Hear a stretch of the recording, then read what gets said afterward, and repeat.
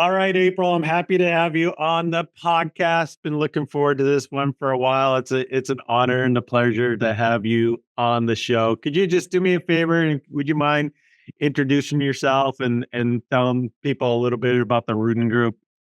Sure. Thanks, Mark. I appreciate you inviting me and always a pleasure to see you. My name is April Rudin. I'm the founder and CEO of the Rudin Group. We are a global full service marketing firm that specializes in ultra high net worth and family office. We do everything from content creation to earned media, social media, messaging, brand work, and everything really in between for all types of firms that are financial services institutions, and then fintechs and wealthtechs that want to sell into those. So we're sort of both sides of the equation.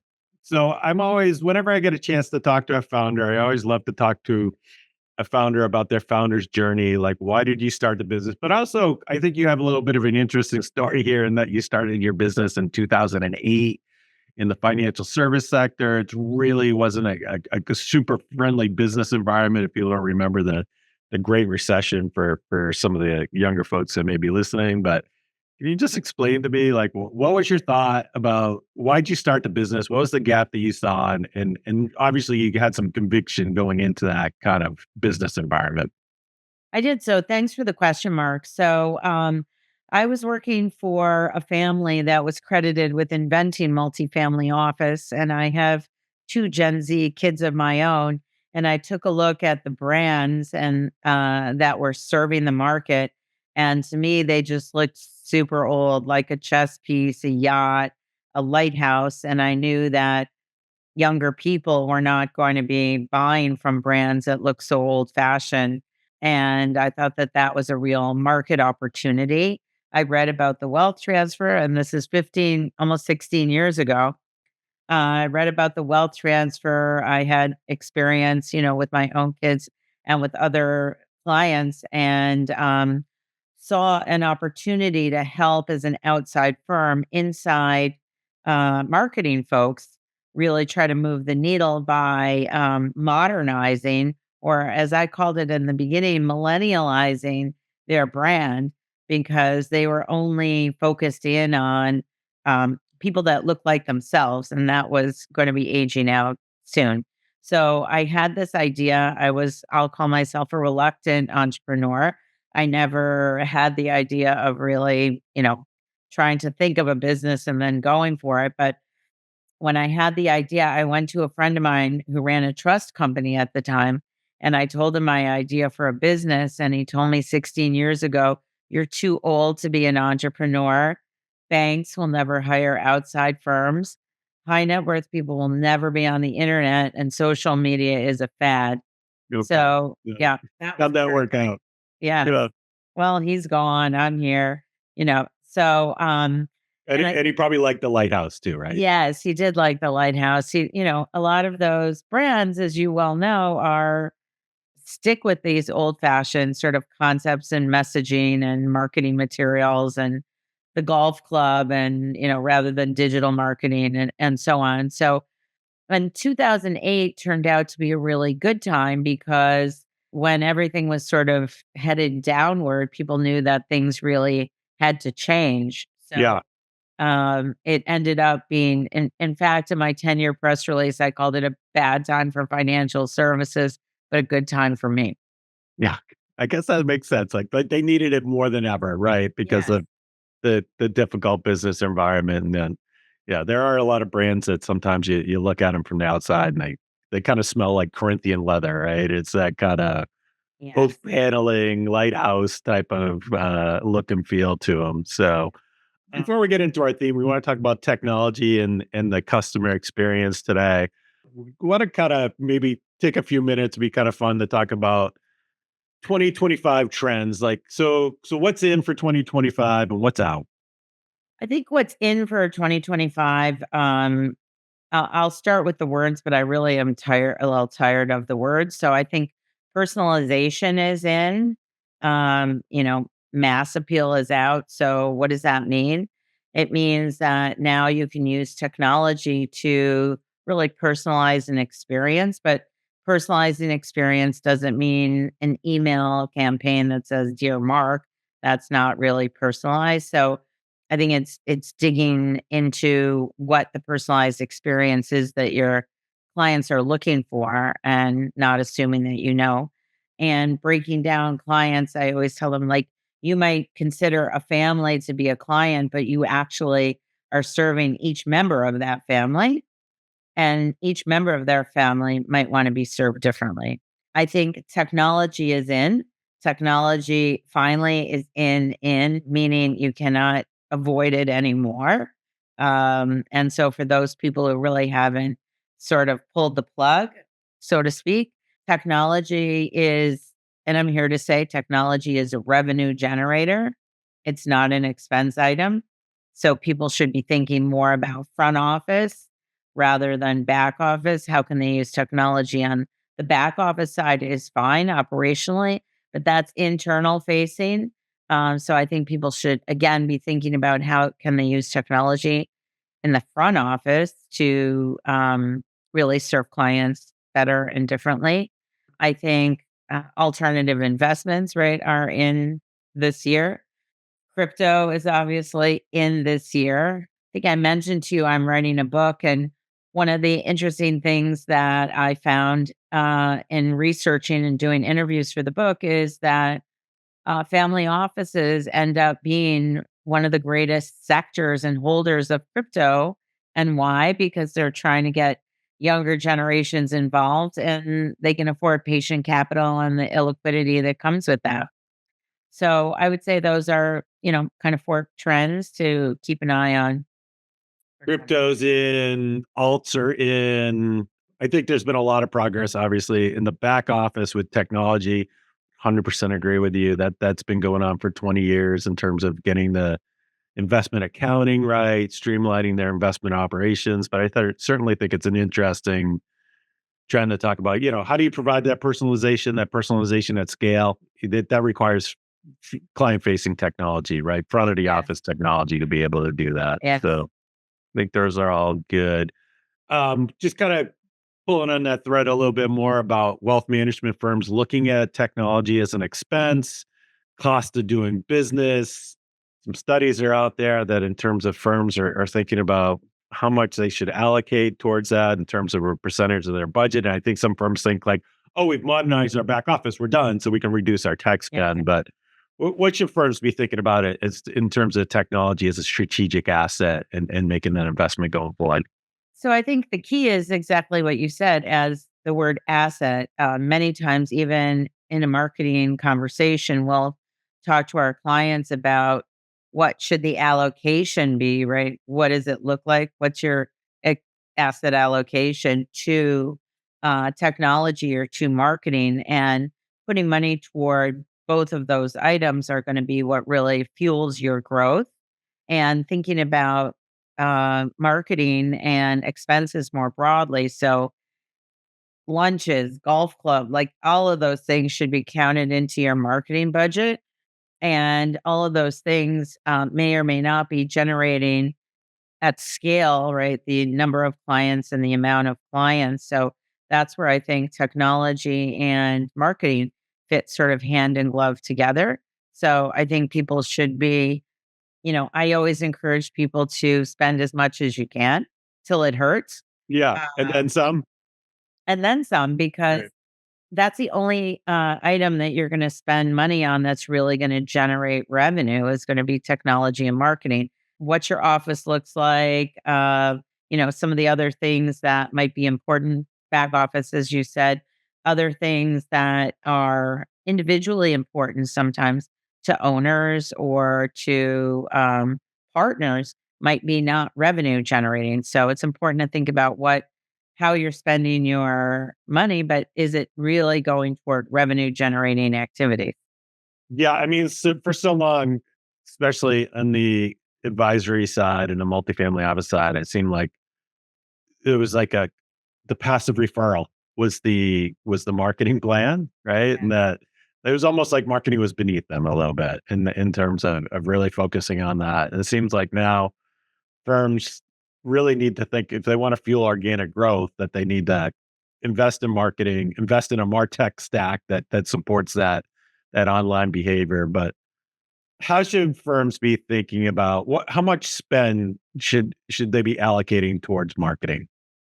As much as they can. I mean, I don't think it's a hard and fast number, but you also bring up a really good point, Mark, is I don't think firms also understand the difference between sales and marketing and sales. Like during the Olympics, the last Olympics, I videoed curling because I usually use that as an analogy that it's marketing's job to sort of clear the ice so that the puck can go through, and that's the difference between sales and marketing.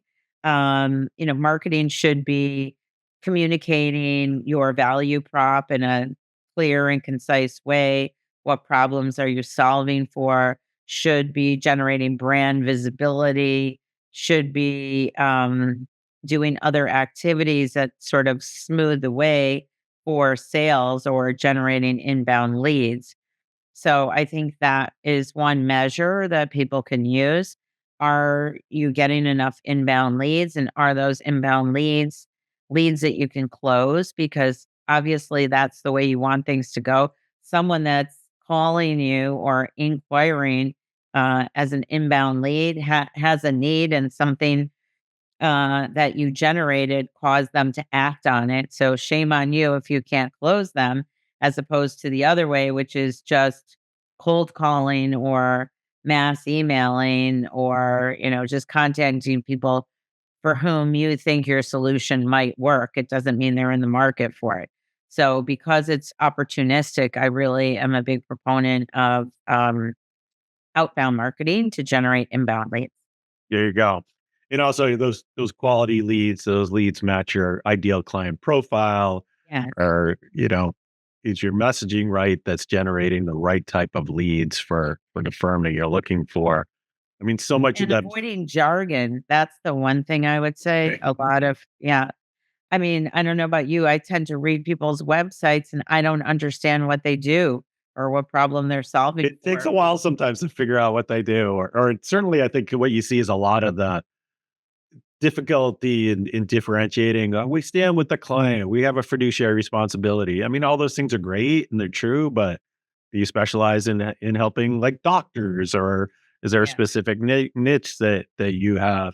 I think so much also of the buyer's journey happens before they make contact with the firm, right? And that it's not that their first interaction and first development of an impression is not based on their, when they finally get you on the phone or on the meeting, right? They've developed that and they finally have reached out to you because maybe they have some sort of event that's gone on. They've done some sort of research. They've had, maybe it was a referral, but still the referral leads to looking you up on LinkedIn, right? And looking you up on the web. Yeah, I think that's the part that people don't really understand. They will say things like, my website's not important, I get referrals. And in fact, I just said to someone yesterday, what about the people who look at your website and don't inquire, right? There's something about your Right. website that looks old fashioned, looks old, doesn't look tended to, isn't emotive, right? Doesn't look modern, doesn't give a good brand look and feel. So those are the leads that you're missing out on. So even though you might think you're doing okay, you can always do better.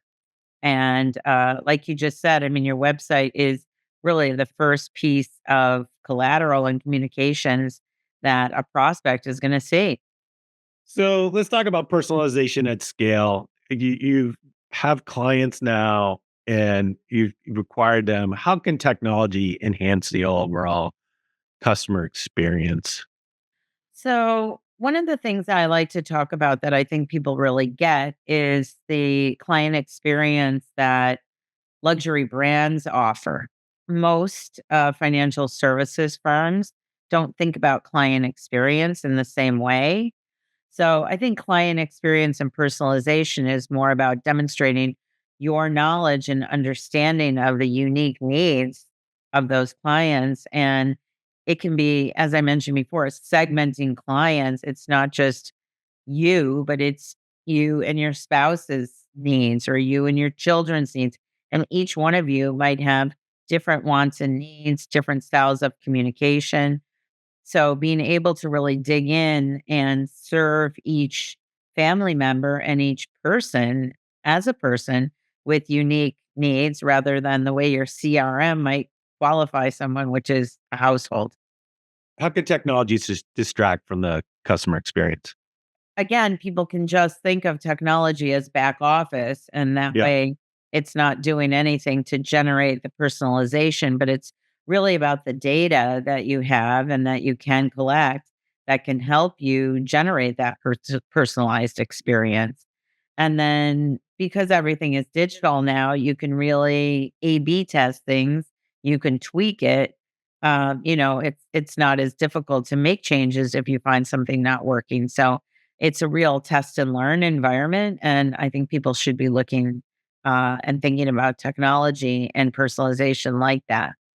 Right. I think you get a lot of data, which is great from the marketing tools and the ability, like you said, to A/B test, the track website traffic, engagement, and that data you should be constantly looking at it, right? What does the data say? How can I improve? What can I do with my messaging? Is this, it's never, it's almost like technology itself. It's you're never really done, right? You're always Yes. constantly trying to refine that messaging, that experience. And it could always be crisper. I always say it's like, that old electric pencil sharpener, just when you think you've got a good point, a very sharp point to write with, you can stick it back in again and keep going until it's super clear, right? What problem you're solving for and what you offer, because people are not going to take the time to read through somebody's website and figure out what they do. Or many firms will say, well, oh, it's on our website. But the question is where? Nobody's going to be searching for the answer Yeah. on your website. How long does somebody have on their website to figure out that question? What's the I think it's something like 20 seconds on the homepage, and yeah, then, the 2 most trafficked pages are really the homepage, which is your big ad, right? Like, what are you gonna say on that page that makes people interested and click through? That's the goal, and many people use it as, if you're this client, click here, if you're that client, click there, which is just a complete, waste of real estate. And then the second most traffic page is the About Us. And About Us is another example of how marketing should be and communications highly personalized. Nobody wants to see an About Us page where everyone's dressed the same way, right? For some reason, they put on the same outfit. They look like a choir or something with a dark jacket and a white shirt. It might list out their and degrees or their college experience or something that really, took place 20, 30, 40 years ago, right, is irrelevant. It doesn't give you any insight into the person. So personalizing the About Us page. So you learn something about the professional side, you learn something about the personal side is really, I would say that's another thing that's really in for 2025 too. I would agree with that. At least even if everybody's dressed the same, at least they have a picture, right? People want to like, even if it's still like digital, they want to be able to look you in the eye as they're making that determination. That's why even like video can be Yes. a valuable asset, right? Video also really well, the picture I was gonna say has gotta be, less than 2 years old. I work Yeah, with don't be people. catfishing. Right. Yes, people, I don't care if you've gained 25 pounds, lost 25 pounds, you might not be happy with the way you look, but that's how you look, and in a trust business, you have to put a picture in of Yeah. how you look. I mean, it can be a slightly better you, right? I'm not saying that. If your picture's pre-COVID, then maybe yes. Yes, yes, or really buttoned up. That's another question I get a lot. Yeah. Your dress should be equal to the dress, however your clients are dressing. You don't wanna appear too stiff in a suit and tie. For some organizations and some clients, that's really a turn off. They'd rather see someone dressed and that doesn't mean unprofessionally. It Right. just means, maybe with a suit jacket or something not as buttoned up. For a woman, it might be a dress, and for a man, it might be, a blazer and dress shirt. but an open call or, something that looks more open rather than closed up. Let's talk a little bit about AI. Obviously, there's been a lot of hype around AI. How should firms be thinking about deploying AI, and how should they not be thinking about deploying AI? So so when you say firms, you mean wealth management firms Right. should not be thinking about deploying AI. And that could be controversial, but I'm going to say Love to why. take. Because AI is really just the tiger in the tank or the engine behind how some technology solution is working. They should just be ignoring the fact of how it works and assuming that they are going to get something with the latest technology, whatever that might be. In other words, we don't think things are being run by an abacus anymore or a calculator or something like that. So I don't think they should be thinking about what technology. I don't think Yeah. most people are trained enough to be able to evaluate it from a technology standpoint, but looking at it again from a fit standpoint and a gap standpoint, is it filling a gap for their clients? And how can they use that technology to generate more revenue or create more stickiness for their clients is more important than what's, under the hood. I think that's a good point. I think there's so much focus on AI, and it's not a means to itself, right? It's Right. another tool. It's a powerful Yes. tool. I think a lot of times too, AI is just not quite right, right? So you get a first draft that's okay, like it doesn't speak in your tone. Oh, It's you mean the ChatGPT? Yeah. chat GBT, the prompts. I think it's great for developing marketing materials or at least first drafts, right? But it's not quite. It's not your voice. It's not. A lot of times the answers aren't quite right. Like And regarding marketing material, it could never be in your tone and it can only know what it knows again. And that information that's been input into ChatGPT was maybe put in by one of your competitors. So you're just relying on somebody else's competitive information to generate your own marketing materials from, and that usually doesn't work. So I don't think we're sort of there yet. it can summarize a lot of information. Can really be a great tool in the back office in particular. Summarizing information, right, is quite different because then you're using your own data, right, and your Yeah. own information.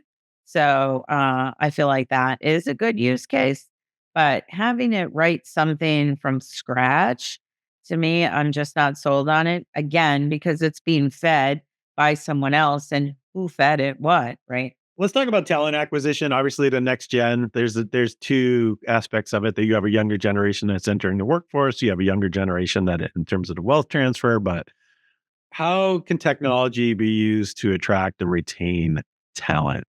So I think regarding brand, technology is really important because younger people, for a couple, in a couple of ways, younger people, if they've never heard of your firm, they don't want to work for your firm because they're very brand conscious.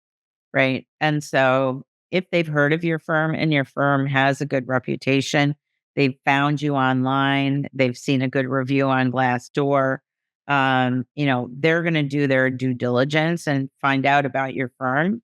And they're pretty good at using the internet to find out more information.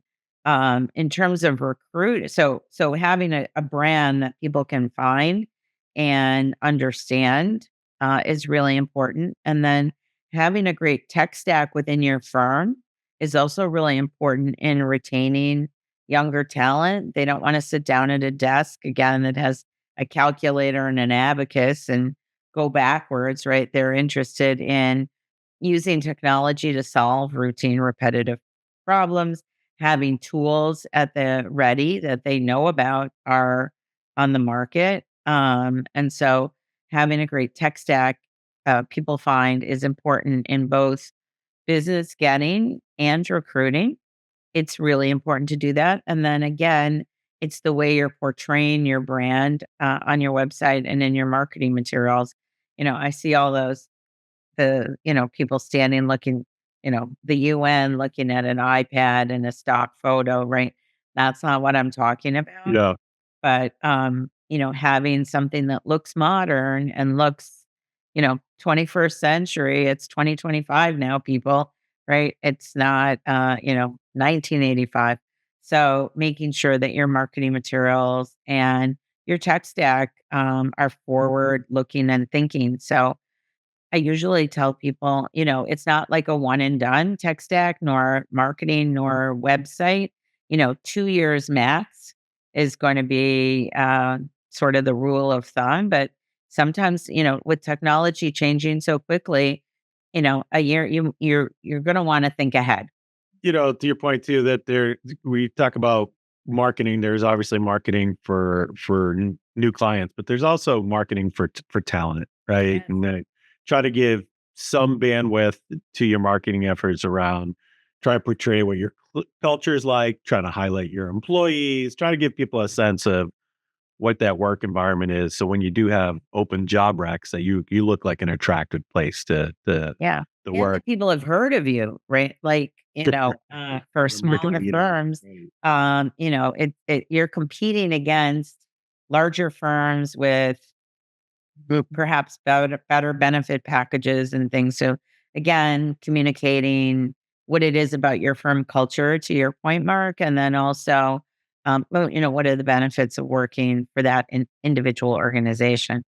Yeah, and I think to your point, dude, that younger generation has a lot less talent, less tolerance for banging in numbers, manually updating spreadsheets. Like I think there's a lot of family offices, especially on the single family office side, there's an over reliance on human capital versus maybe taking a look at other, technology type of capabilities. We'll Yeah. put bodies on it, and that can be really limiting from it in terms of employee growth and Totally. utilization, right? The higher value tasks can be done while lower value tasks can now be handled by technology in a much more streamlined. Also, it's funny you mentioned single family office too. They often lack career path, right? Yeah, That other firms have. So making sure that you're able to communicate some sort of career path or involvement in the organization for younger people is also really important. there's certainly the ability to do a lot of different things, but yeah, the defined career path that you may have in a large organization Right. wouldn't exist. Let's talk about LinkedIn a little bit. You're one of the top influencers on LinkedIn. We both love LinkedIn. It's a fantastic tool. How should firms be thinking about LinkedIn, and how should individuals be thinking about developing, better profiles, developing their networks using that platform? So believe it or not, I still have firms and people coming to me asking me if I think LinkedIn is an important part of their marketing strategy. It's 2025 people. I think that's been asked and answered. So I'm going to Yeah, say the that answer's out first. on that one. Right? Yeah, no, we don't have to ask that question anymore. But to your point, I think there's a real focus. There used to be, right back in the olden days, LinkedIn was for professional, Facebook was for personal. And today there's a real blurring, which I think is very positive of where professional sort of ends and where personal really begins. And I think the best profiles are those that mixed, right? Personal with professional, so that you get to know a person. It can be a conversation starter. Like I see the skiing poster behind you, and I can ask you about skiing. And I know that that's just a point of interest. And it becomes a conversation starter. So in constructing a LinkedIn profile, I think you want to sprinkle in some personal tidbits or different things that can become, conversation starters. And everyone has a different tolerance and different feel for how they'd like that to be. So I tell people I don't usually dictate. There's no right and wrong. Yeah, It's whatever your comfort level is. But you need to look approachable and you need to say something about yourself. And then from a content standpoint, you need to be active. So people will tell me, oh, I'm on LinkedIn. And I believe that they are on LinkedIn, meaning that they have a profile, but they're not actively using LinkedIn to post content or to link in with other people who might be good additions to their network or The other thing is that I really remind people LinkedIn is great, but the idea is to move conversations from online to offline, Yeah. right? So in the messages and in the way that you're communicating with people on LinkedIn, you're always going to want to be asking for a follow-up call, a meeting, right? Something like that. So it's not just about being on LinkedIn, or it's just not about like accumulating connections, right? It's not the number of connections, even though there is a threshold for that. You want to have the right connections that are going to lead to business. So you want to be strategic about LinkedIn. And then as an enterprise, I feel like LinkedIn is not nearly as important for enterprise brands. Um, Now you're not going to get the engagement on your company LinkedIn page. People aren't gonna follow that. It's just not that important, and there's not gonna be content. It's usually a lot of self-serving content, like an announcement or a press release or something like that, that ends up only being liked and shared by your own employees, which to me is like the worst. I'd rather see nothing, because having your own employees like and share something does nothing to move your needle.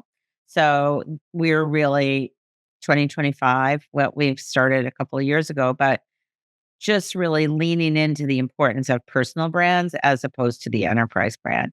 And it's the unity of all of those personal brands that actually make up your firm's brand.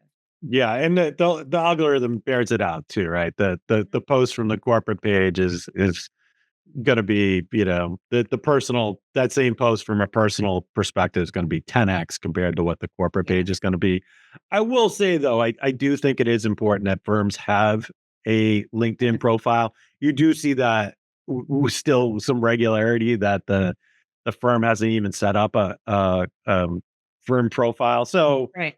there's a recruiting aspect of it. That is No, a, I a agree. a tool of it. I think there is when you talk about people are going to look you up, even if you're referred. One of the places I'm going to go to is I'm going to look them up on LinkedIn. I want to Yes. see what their Yes. professional profile is like, Yes. right? And then they have only 200 connections, and is there a picture from when they graduated high school, or is it something more recent, Right. right? Like you want to see that, and that they at Uh-huh. least have a bare minimum, some sort of professional profile. There's a professional firm profile that you understand what that firm does, and you understand Yes. what the firm does quickly, right? So No, I completely agree, but I think in terms of importance, right, you wanna put your yeah. efforts, right, maximizing your effort. Usually people have the most followers, and having people then send, over to the brand page rather than the brand page. Right. In the past, people started at the brand page and then have, them go over to personal brands. What about YouTube? How should firms be thinking about that channel? So I think in family office wealth management, video, as you mentioned before, is really important because just like this podcast here, it's really important because it helps you get to know the person. I can't tell you how many times I meet people and then they'll say to me, "You're just like I thought you were going to be," and for better or worse, right? I'm not going to say anything about that, but you want to be as authentic as you can be, and video is one way of doing that. I mean, yes, you can be scripted, and yes, you want to be on point, but there's so much that you can gain by looking at a person, watching a person, and the nuance there, especially in a trust business, which we work in. So I think the importance of video and YouTube really can't be underestimated. Yeah, I think video is really an important component, whether it's on YouTube or on your website. People want to look in the eye. They want to get a Yeah. personal connection, right? That's a really good way to do it. Also, YouTube's the second largest search engine, right? So Yeah. that people are searching that. I think it's more of I find it an invaluable tool, like how-to tool. So if you are helping people answer questions, you're answering the same question from clients on a regular basis. Maybe that's a good opportunity to kind of explain that via YouTube, because it is a widely popular platform with amazing stickiness and growth. Like I think sometimes it just gets Totally. overlooked.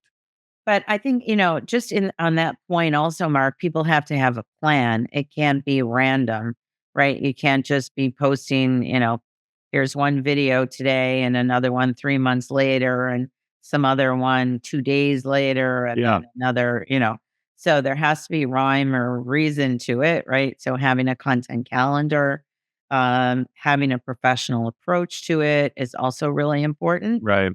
And so I find many people just saying, "Oh, we need video.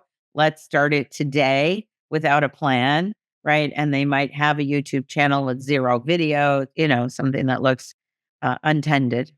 Yeah. Right. You can tell that the kind of the dead brand look and the dead channel look. You're Yeah, like, "Oh, somebody did it once and that person's no longer there or whatever." But exactly.